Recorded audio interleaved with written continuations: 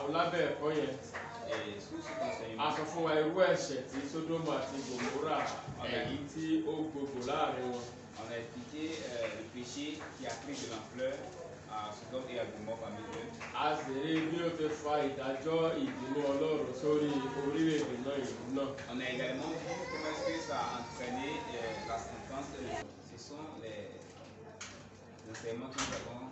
Ara àjèjì tí Sódómù àti Gòmórà tẹ̀lé lẹ́yìn bíbá yìí jẹ́ ìṣelòdì sí ẹ̀dá àti ètò tí Ọlọ́run gbé kalẹ̀ láàrin ọkùnrin àti obìnrin.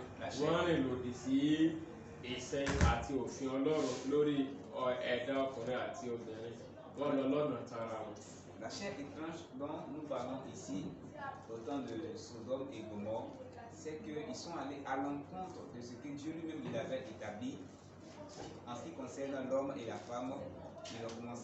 L'homme a commencé à aller avec l'homme et la femme avec. Lónìí tí kìrìsìtẹ́nì náà ọkùnrin àti obìnrin tí a jẹ́ lónìí ní àwọn Ọlọ́run tí a jẹ́ tí a bá ti rìn lòdì sí òfin Ọlọ́run tó ó ṣeé ṣe kí irú ìdájọ́ bẹ́ẹ̀ yẹn náà ṣẹlẹ̀ sínú ayé ẹni tí ó bá rìn lòdì sí bí Ọlọ́run ṣe gbé ètò àti òfin ìṣẹ̀dá kalẹ̀. Alors aujourd'hui en tant que chrétien, il faut retenir qu'on peut recevoir la même sentence si nous commettons ces différents péchés. Amen. So ẹ̀mí mímọ́ Ọlọ́run alààyè kó má fi wá sílẹ̀ nígbà kọ̀ọ̀kan.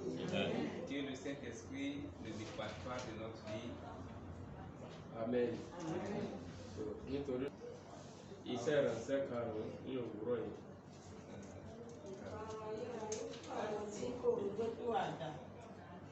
Àwọn tí kò ronúpìwàdà àti àwọn tí kò gbàgbọ́.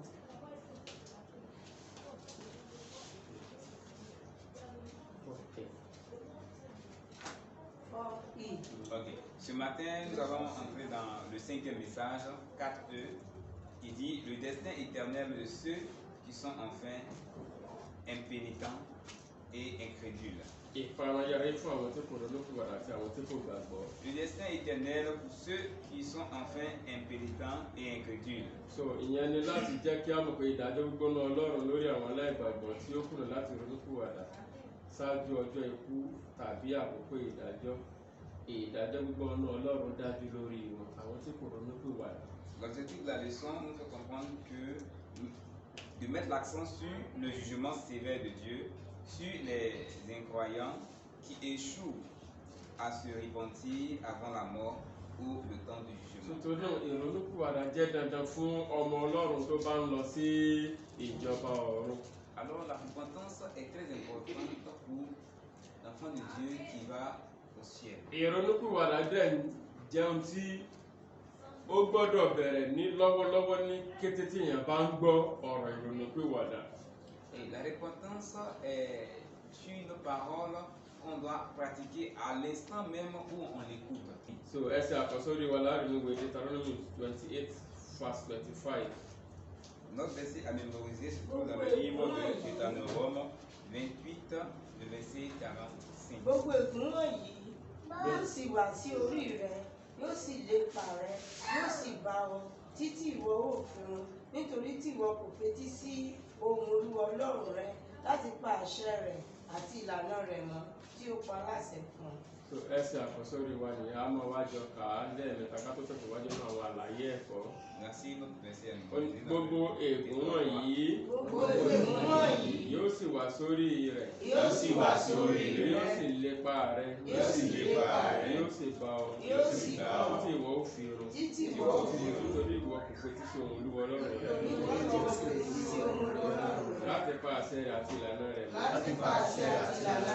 tí ó pa láṣẹ fún ọ. Gbogbo ègún wọ̀nyí yóò sì wá sórí rẹ̀, yóò sì lépa rẹ̀, yóò sì bá ọ títí ìwọ ó fi run. Nítorí ìwọ kò fetí sí ohùn Olúwa Ọlọ́run rẹ láti pa àṣẹ rẹ̀ àti ìlànà rẹ̀ tí ó pa láṣẹ fún ọ. Gbogbo ègún wọ̀nyí yóò sì wá sórí rẹ̀, yóò sì lépa rẹ̀, yóò sì bá ọ títí ìwọ ó fi run.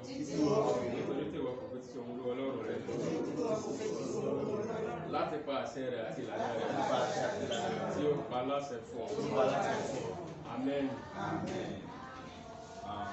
version française dit Plus. toutes ces malédictions viendront sur toi Tous ces Ces maladies malédictions viendront sur toi. et te poursuivront et Et te poursuivront. et t'atteindront Et t'atteindront jusqu'à ce que tu sois détruit. jusqu'à ce que tu sois détruit. Parce que tu n'as pas écouté parce que tu Tu n'as n'as pas pas écouté à la voix de l'Éternel, à la voix de l'Éternel, ton Dieu, ton Dieu, pour garder ses commandements garder ses commandements et ses statuts et ses statuts qu'il t'a commandés. qu'il t'a commandés. De plus, De plus, toutes ces malédictions Tous ces malédictions viendront sur toi viendront sur toi et te poursuivront et te poursuivront et t'atteindront et t'atteindront jusqu'à ce que tu sois détruit jusqu'à ce que tu sois détruit. parce que tu n'as pas écouté Parce que tu n'as pas écouté à la voix de à la l'Éternel, voix de l'Éternel, ton Dieu, ton Dieu, pour garder ses commandements garder ses commandements et ses statuts et ses statuts qu'il t'a commandés. qu'il t'a commandés. De plus, De plus, toutes ces malédictions ces malédictions viendront sur toi viendront sur toi et te poursuivront et te poursuivront et t'atteindront et t'atteindront jusqu'à ce que tu sois détruit jusqu'à ce que tu sois détruit. parce que tu n'as pas écouté Parce que tu n'as pas écouté à la voix de l'Éternel, à la voix de l'Éternel, ton Dieu, ton Dieu, pour garder ses commandements pour garder ses et commandements ses statuts et ses statuts qu'il t'a commandés. qu'il t'a commandé. Amen. Alléluia. So, Ọlọ́run máa ń fẹ́ ká jẹ́ elétí ọmọ nígbà gbogbo. Le Seigneur souhaite qu'on soit un enfant très obéissant à chaque fois. Ó fẹ́ ká jẹ́ elétí ọmọ láti máa gbọ́ràn sí àṣẹ àti ìlànà rẹ̀. Il souhaiterait qu'on ait une oreille d'écoute sur ses voix et ses commandements. Àṣẹ àti ìlànà rẹ̀. Ses voix et ses commandements. Gbogbo ìlú àti orílẹ̀-èdè Tous les pays, tous les àgbáyé villages lónìí et toutes les nations du monde aujourd'hui, ẹni wọ́n ní àwọn aṣíwájú ẹ̀sìn. ils ont les leaders religieux. Amen. So tó lè jẹ́ wípé àwọn aṣíwájú ẹ̀sìn yìí bóyá ẹ̀sìn mùsùlùmí ni tàbí ìlànà kìrìsìtẹ́nì wọ́n ní àwọn aṣíwájú ẹ̀sìn méjèèjì yìí tó ń bá wọn ṣe ìjọba.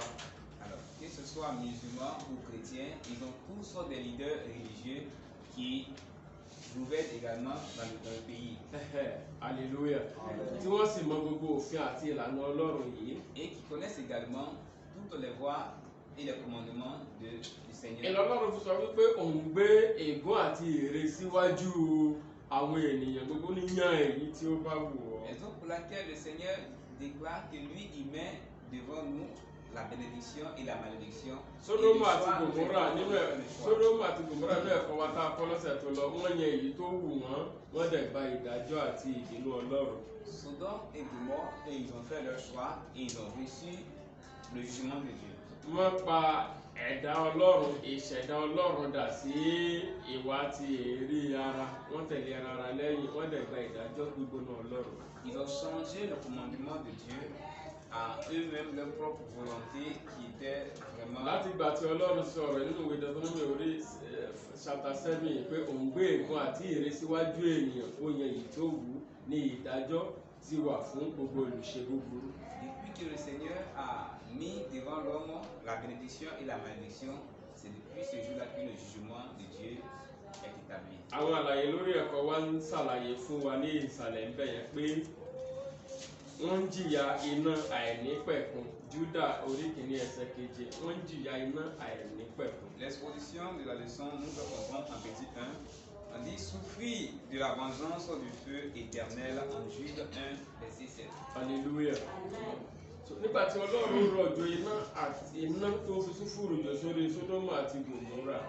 Quand le Seigneur a fait pleuvoir le feu sur Sodome et Gomorre, Títí di ìsinsìnyí a ò gbọ́ wípé àwọn kan wà níbẹ̀ tán ronú pé wàdà tá a sì dá ìlú yẹn padà bọ̀ sípò sí bó ṣe wà ti tẹ́lẹ̀tẹ́lẹ̀. jusqu'à maintenant, on n'a pas entendu qu'il y a encore un peuple là-bas qui s'est repenti ou qu'on a rétabli ce pays-là encore. Kí ló fà á? Pourquoi? Nítorí pé Jésù Olúwa ò tí ì dé ní àkókò yẹn.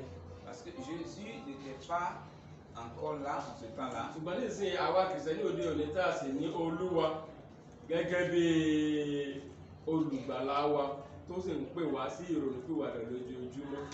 Alors, nous chrétiens d'aujourd'hui, nous avons le Seigneur comme sauveur et qui nous appelle à la repentance chaque jour. Ìrònúpìwàdà yìí kìí ṣe téèyàn bá ń ṣe lẹ́ẹ̀kan tó máa dúró pé tòun mo ti ronúpìwàdà ó sì ti tán síbẹ̀. Ní continuity ní títí tí Jésù ó fi dé.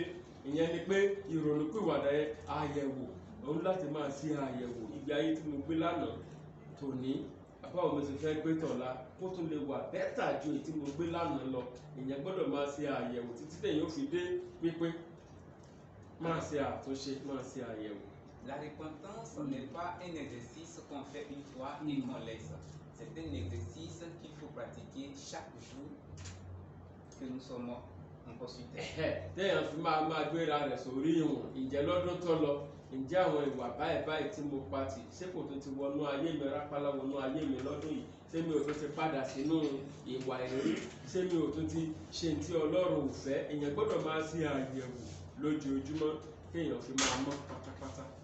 L'on doit réviser toujours ses actes à chaque fois qu'il se réveille le matin et faire des bilans, soit par mois ou bien par année, pour voir plus ou moins si l'on se retrouve toujours sur le chemin de Dieu, sinon à laisser la voie. Kókó àkọ́kọ́ yẹn sọ pé wọ́n ń jìyà iná àìnípẹ̀kun yẹn ó ń sọ̀rọ̀ nípa Sódómù àti Gòmórà wọ́n ń jìyà ó ń sọ nípa continuing tense níbẹ̀ yẹn pé wọ́n ń jìyà ọ̀tọ̀ pé wọ́n jìyà níjọ́ kan àsìkò dúró wọ́n ń jìyà iná àìnípẹ̀kun iná àìnípẹ̀kun yẹn sọ fún wa ní ó túmọ̀ sí iná àìnípẹ̀kun tí kò ní òpin lórí Sódómù àti Gòmórà.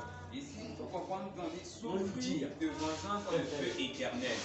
Cette phrase est en train de nous montrer que cette souffrance est continuelle, elle n'est pas limitée. Alors, tó bá jẹ́ pé wọ́n ti jìyà ọjọ́ yẹn tí a ti rọ̀jò náà sí wọn lórí wọ́n sì ti ronúpìwàdà ní a ò tó ní sọ pé wọ́n ń jìyà iná àìnípẹ̀kun yẹn ni pé iná yẹn ìdájọ́ Ọlọ́run ìdájọ́ iná ìbínú Ọlọ́run yẹn sì tó wà lórí ìlú yẹn nítorí pé wọ́n ò ronúpìwàdà. Ici, c'est continuel parce qu'ils ne sont pas repentis. Ils demeurent toujours dans leur mauvais comportement. Alléluia. Ẹ bá mi ka point 2 yẹn. Le deuxième point. Point 2. Ni a ti ṣe àṣàrò lórí àwọn kárọ́sẹ̀ tí a sì ṣe ìdájọ́ wọn láti ọwọ́ Ọlọ́run láti kìlọ̀ fún àwọn ènìyàn láti fi ọwọ́ inú ìjọ láì pé Ọlọ́run yóò ṣe ìdájọ́ wọn ní ọ̀nà tí ó dàbí ti àwọn tó kọjá lọ ní Le deuxième point dit, nous avons jusqu'à présent touché des cas de ceux qui ont péché et ont été jugés par Dieu afin d'avertir les méchants qui s'étaient glissés dans l'église en secret que Dieu traitera avec eux d'une manière similaire à ces cas passés. Alléluia. Àwọn ènìyàn kú tó yọ wọnú ìjọ láì mọ̀. Alors les hommes méchants se sont infiltrés dans l'église sans le savoir. Sans savoir. Mo fẹ́ ká gbé kó yẹn yẹ̀wò. Àwọn ènìyàn kú tó yọ wọnú ìjọ láì mọ̀. Les méchants se sont infiltrés sans qu'on le sache.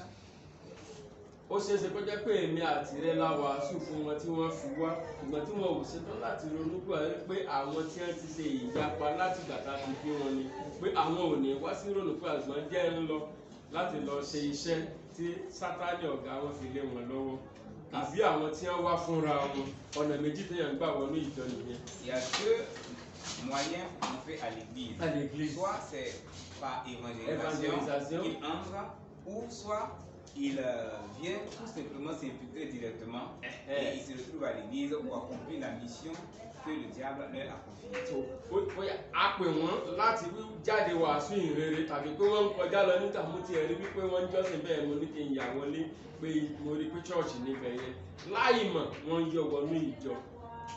Soit on les appelait par l'évangélisation, ou bien ils étaient de passage, ils ont vu qu'ils sont en train de faire un culte ici et ils sont entrés.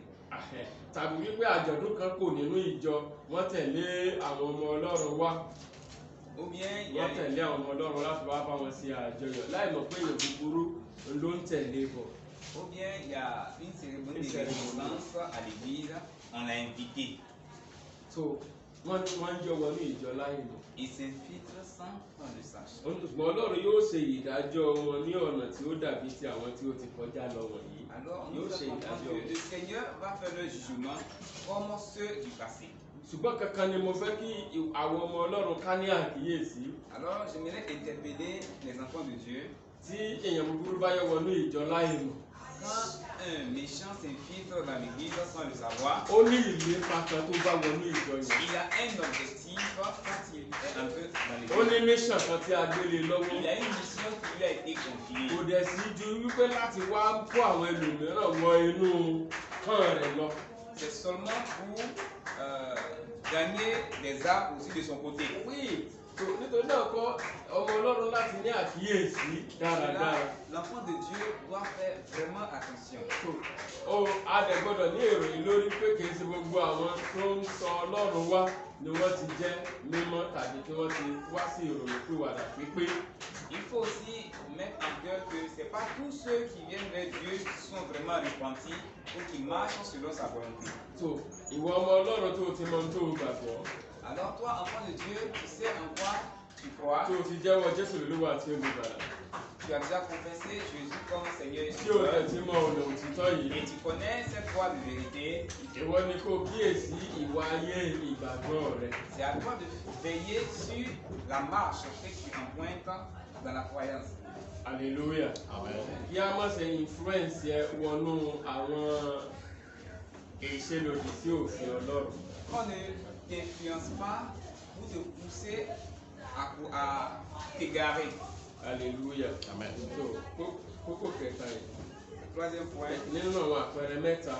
Ìkíní nínú àwọn àpẹẹrẹ mẹ́ta tí àwọn ọmọ Ísírẹ́lì ti àparun nínú aginjù nítorí ìgbàgbọ́ lẹ́yìn tí wọ́n kúrò ní Íjíbítì. Alléluia. Amen. Èkíní àpẹẹrẹ àkọ́kọ́ nìyẹn fáwọn ọmọ Ísírẹ́lì tí àparun nínú aginjù. En français. Oui. Français. Le premier des trois Oui. était le peuple israélite qui ont été détruits dans le désert à cause de leur inconduite après avoir quitté l'Égypte.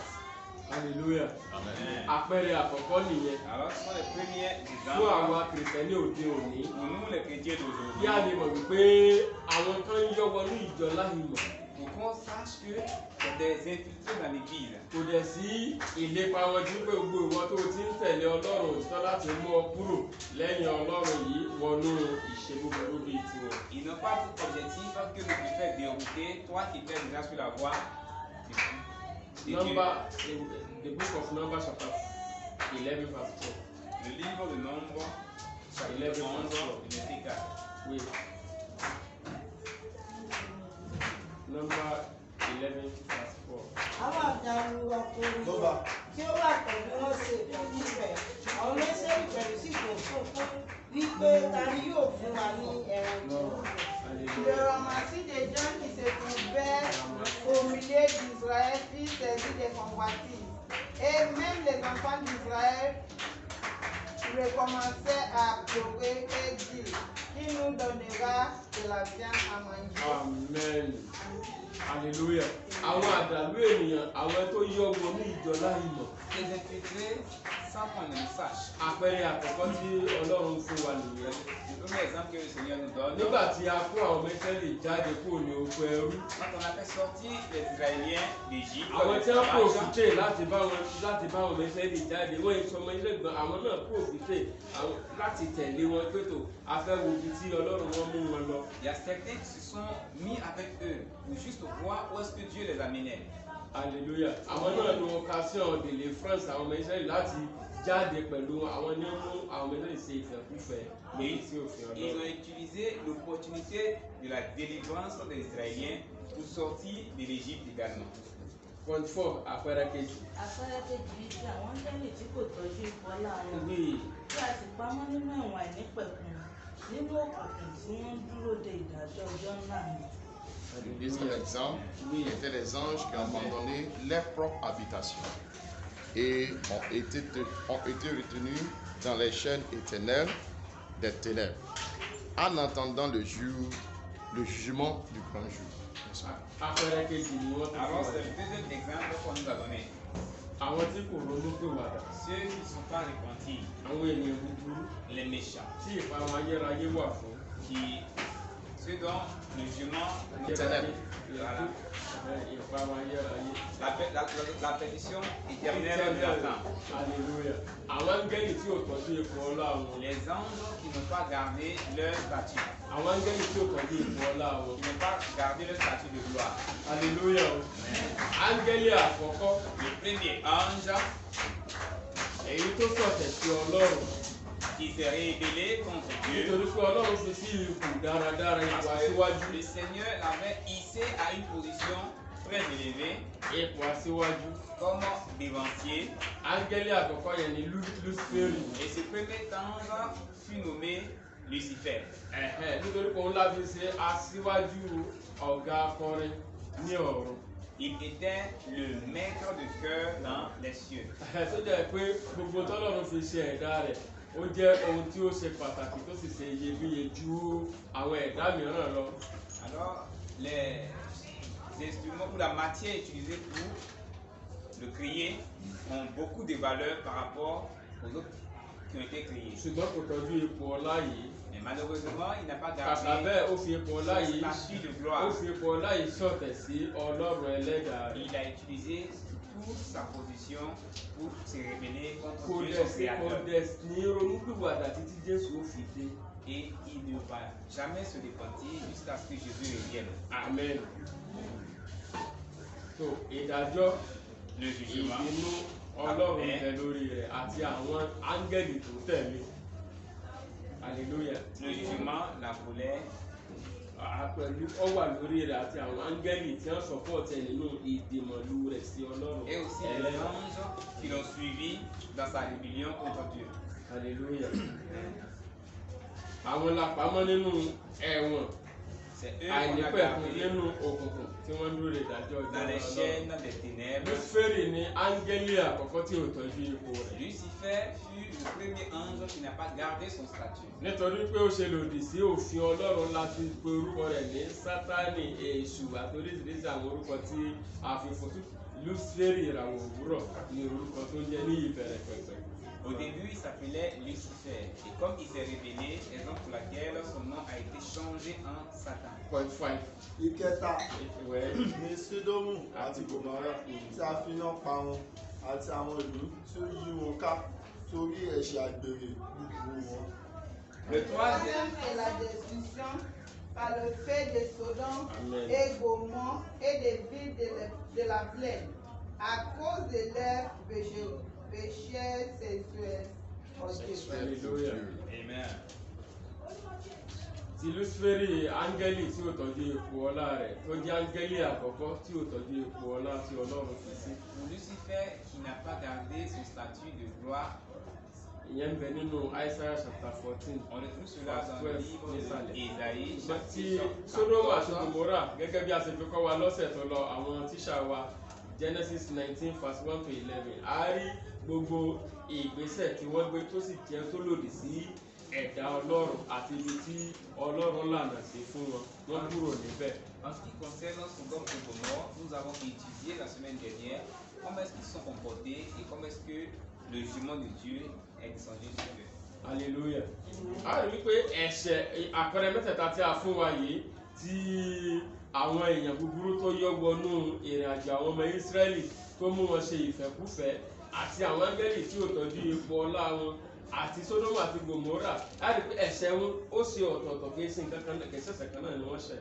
Alors, les trois exemples donnés ici, parlant de ceux qui sont infiltrés, entrés dans la maison de Dieu et parmi les Israéliens, parlant également des anges qui n'ont pas gardé leur premier statut, et Hallelujah. aussi Sodome et Gomorrhe, ils ont commis des péchés, mais des péchés différents. Àwọn ọmọ Ísírẹ́lì nìkan ni wọ́n rí oore ọ̀fẹ́ lánàá ìwọ̀nba àwọn ẹni tí wọ́n padà ní ọ̀nà búburú yẹn àwọn nìkan ni wọ́n rí ojú rere Ọlọ́run tí wọ́n sì dé ilẹ̀ ìlérí ṣùgbọ́n áńgẹ́lì tí ò ronú pìwàdà ìjìyà Ọlọ́run àìnípẹ̀kun ń bẹ lórí rẹ̀ Sódómù àti Gòmórà ni wọ́n ń jìyà iná àìnípẹ̀kun kàbẹ́bí pé títí di ìsinsìnyí ìlú yẹn ò jọ mọ́ bí a ti ṣẹ̀dá rẹ̀ láti ìpilẹ̀ṣẹ̀ wá kò jọ mọ́ bẹ́ẹ̀ mọ́.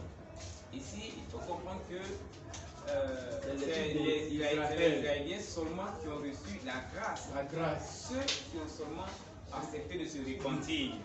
Après cela, les anges qui ont laissé leur premier statut, ils n'ont pas eu cette grâce, y compris Sodome et Gomorrhe qui continuent de persévérer et de ẹ̀kọ́ yìí pé wá sí àkíyèsí lónìí wípé ọ̀la lè pẹ́ jù ní kété tí a ti bá ń gbọ́ ọ̀rọ̀ àti ẹ̀kọ́ ìrònúpìwàdà olúkúlùkù gbọ́dọ̀ ti àyẹ̀wò ìrìn àjò ìgbàgbọ́ rẹ̀ àti ayé rẹ̀ ní kété tí o bá ti ń gbọ́ ọ̀rọ̀ ìrònúpìwàdà tó pé ìrònúpìwàdà ti ṣe tá a ṣe lẹ́ẹ̀kan téèyàn máa ń dúró.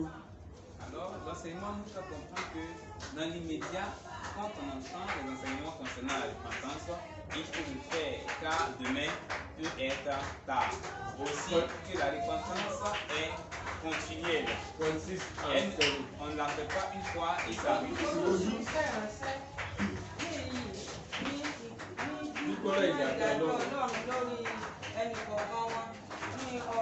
Ní ọ̀rọ̀ kan nínú ìdájọ́ bẹ́ẹ̀ nígbó de àwọn ènìyàn búburú nínú ìjọ nísinsìnyí tàbí ní ìgbàkúgbà.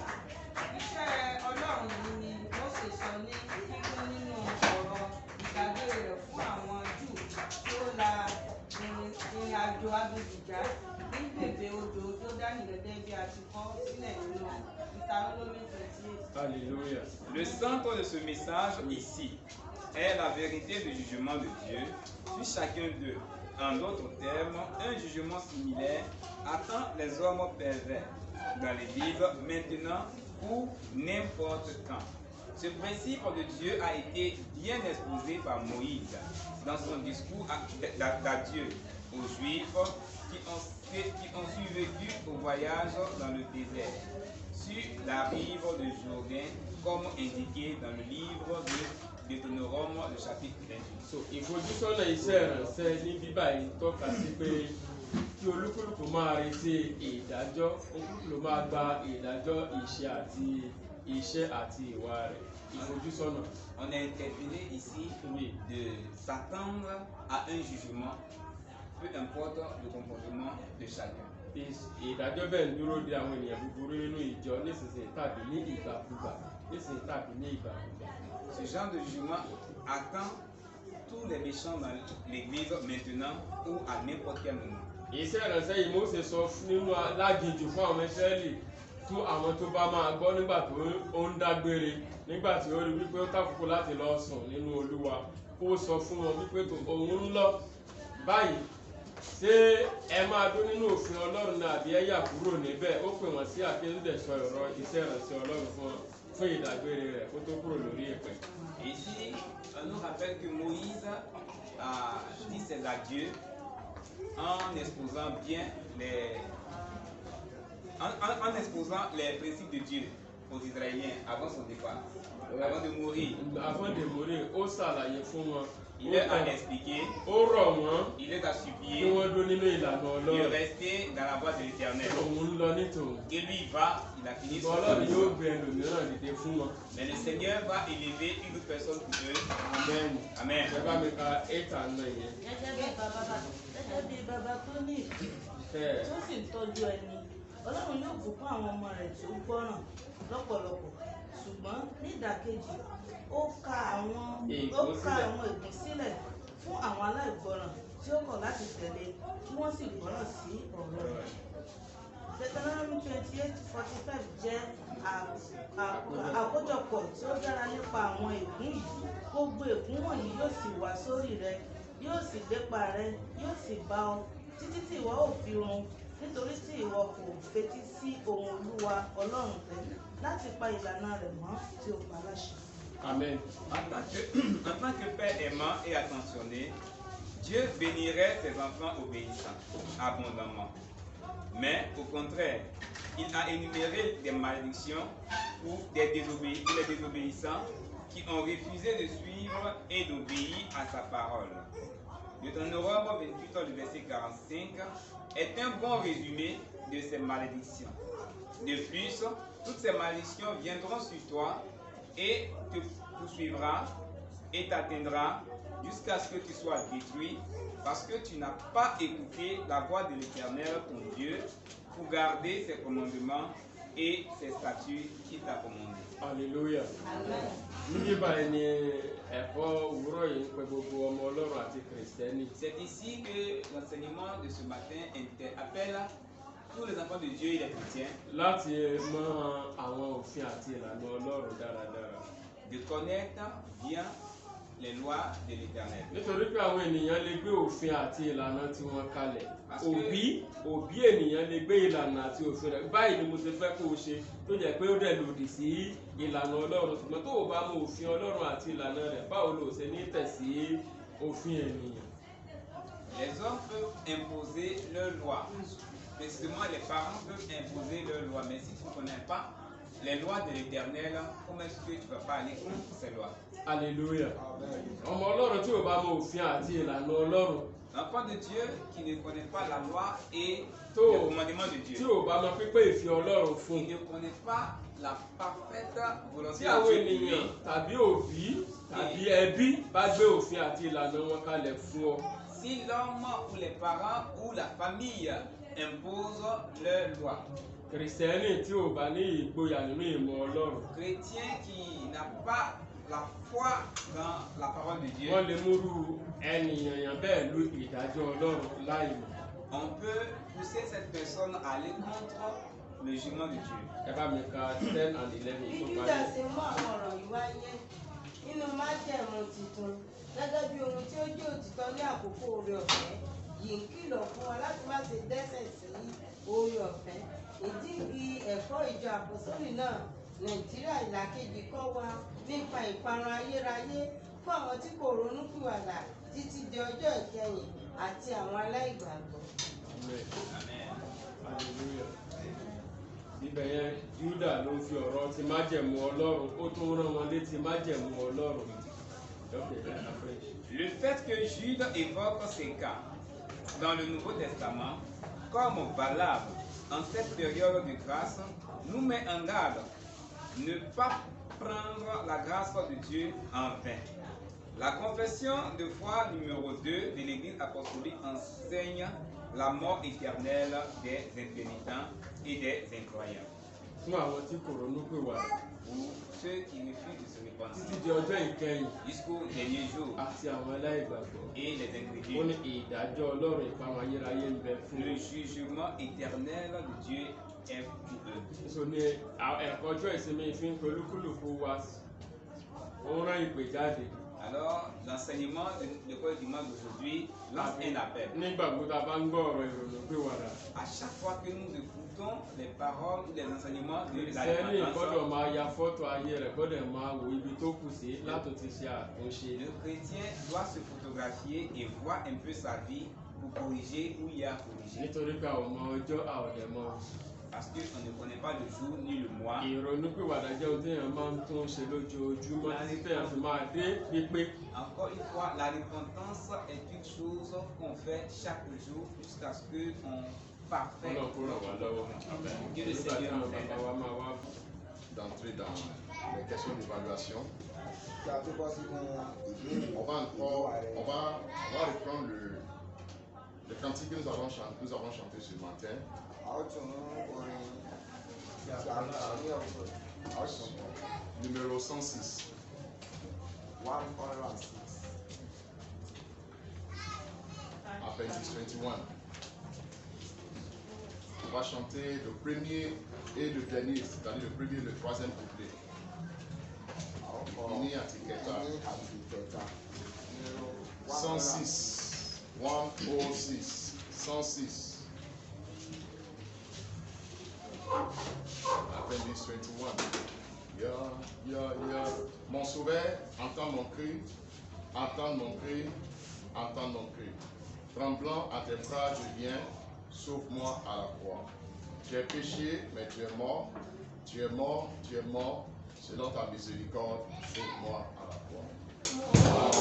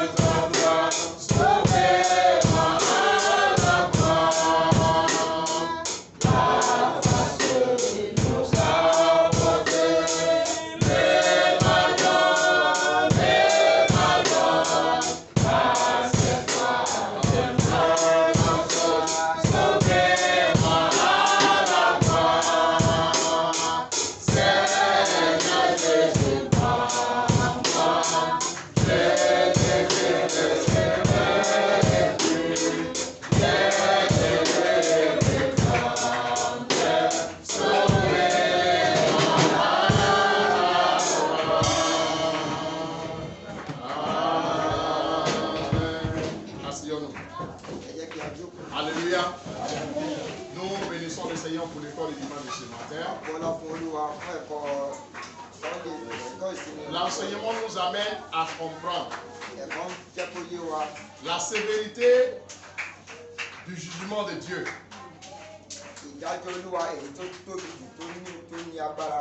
La sévérité du jugement de Dieu sur les impénitents.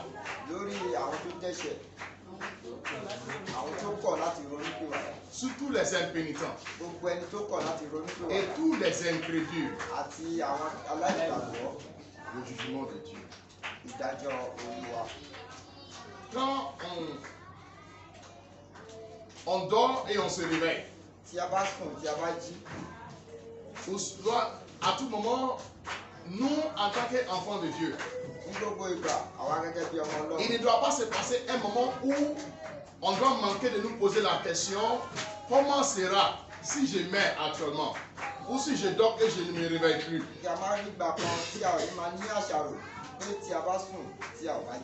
Regardez dans l'exposition de la leçon.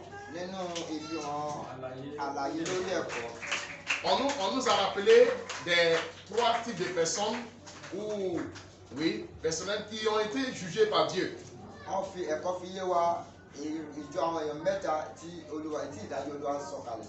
Et l'enseignant nous a bien expliqué que les péchés de ces 3 personnes sont différents de l'un de l'autre.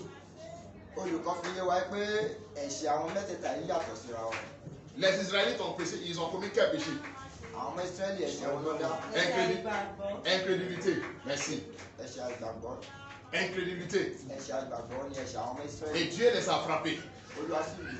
Il y a eu plusieurs qui sont morts parmi eux. Les anges ont commis quel péché?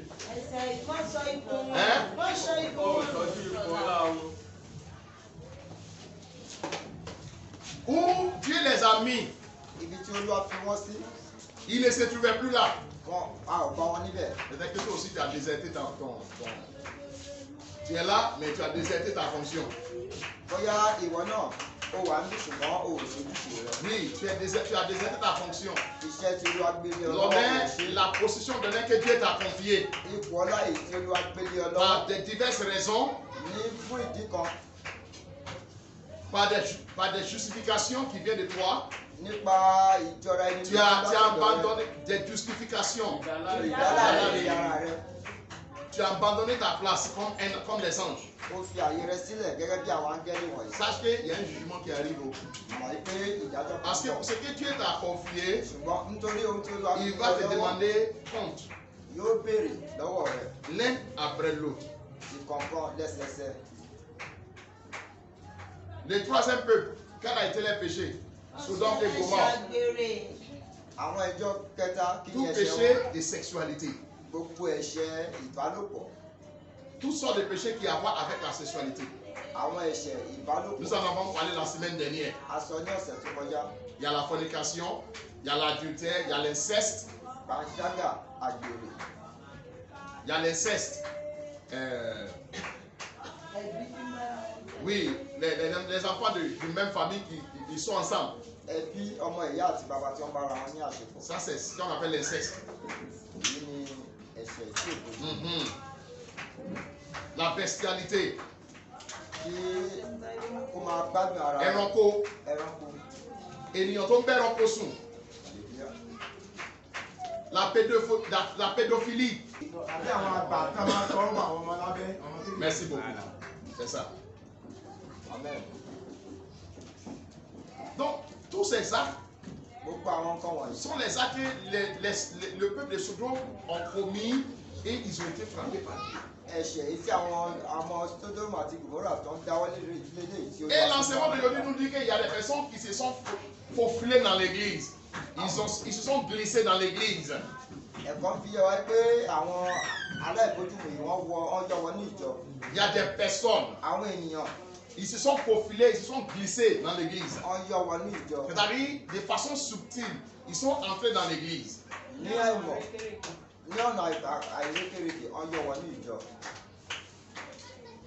Et aujourd'hui, la Bible les appelle les hommes pervers. Ceux qui avaient pour but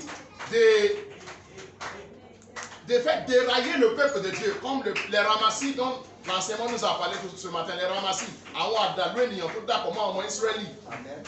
Alléluia. Amen. Ils sont minoritaires. En haut port. C'est comme les ramassis qui sont mélangés avec les enfants d'Israël pour traverser, pour aller avec eux. Et vous allez remarquer, c'est eux qui ont commencé à inciter pour la première fois les enfants d'Israël à se révolter contre Moïse.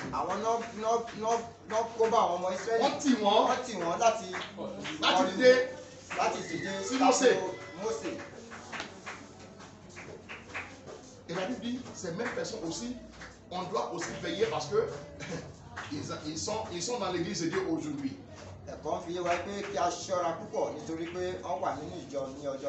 Mais laissons, je vais dire, c'est vrai, il y a des personnes qui se sont, comme la Bible nous a dit, ces hommes perfects qui sont faufilés. Mais toi, peut-être que toi, tu t'es pas faufilé, mais qu'est-ce que tu fais qui peut attirer le jugement de Dieu sur toi? Toi,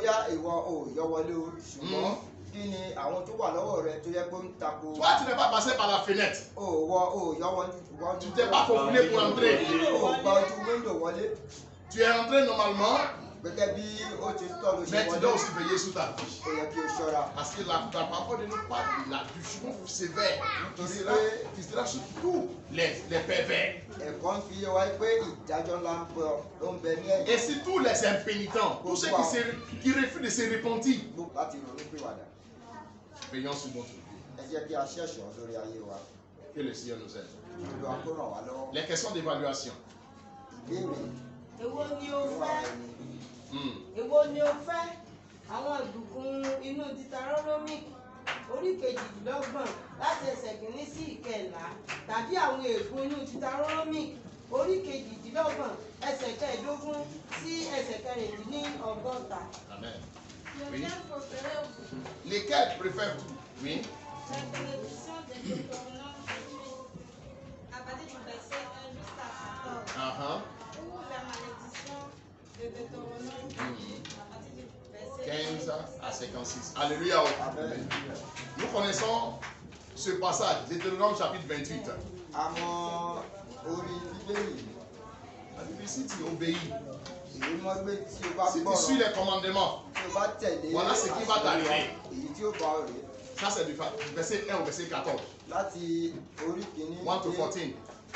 Et si tu désobéis, du verset 15.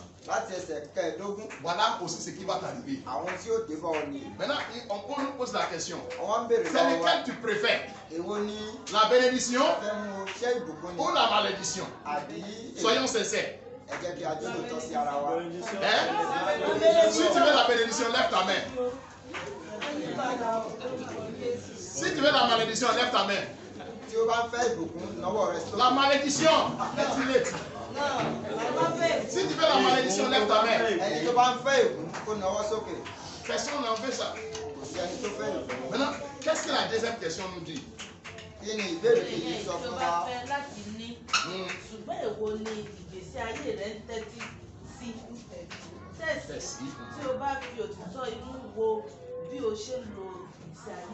Écoutez, vous avez peut-être choisi celle que vous préférez. C'est-à-dire que tu as choisi la bénédiction. C'est pas ça. Alléluia. Ce que tu crois être bon pour toi. Mais à la fin tendre ta vie, si tu regardes honnêtement ta vie,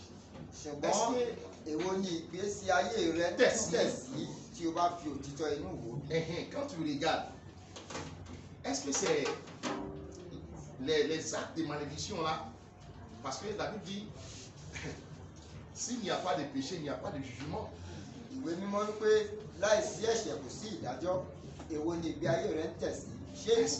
Est-ce que c'est la bénédiction ou la malédiction? C'est vrai, nous voulons être tous bénis. Les enfants d'Israël aussi aimeraient être bénis. Mais regarde, examine ta vie. Examine nos vies. ìbéèrè náà ń pé ẹ jẹ́ kí a yẹ ìgbé ayé wa. Est-ce que nos vies sont en conformité avec la parole de Dieu? ṣé ìgbé ayé wa bá ọ̀rọ̀ Ọlọ́run mu? Veillons sur notre vie. Ẹ jẹ́ kí a ṣẹ̀ṣọ́ lórí ayé wa. Que le Seigneur nous bénisse. Ìlú àkókò wa. Que Dieu nous bénisse dans sa parole.